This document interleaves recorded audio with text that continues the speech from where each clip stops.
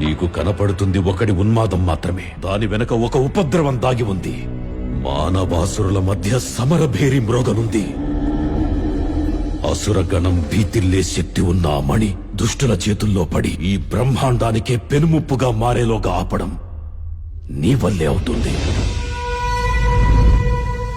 నేనొక్కడిని ఎలా ఆపగలను?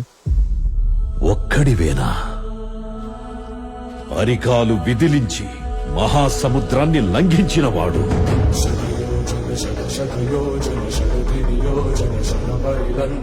రాక్షస సైన్యాన్ని మట్టుబెట్టి రావణుడి సింహాసనాన్ని కంపించినవాడు,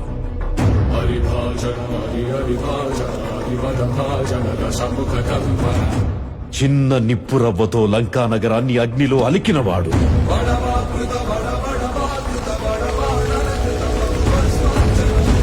త్రేతాయుగంలో రాముడి నీడయ్యాడు,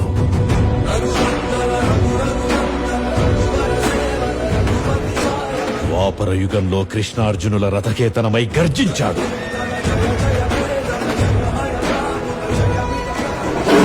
కలియుగంలో ధర్మం కోసం పోరాడే ప్రతి ఒక్కరి వెంట ఉన్నాడు. నీ వెంట ఉన్నాడు.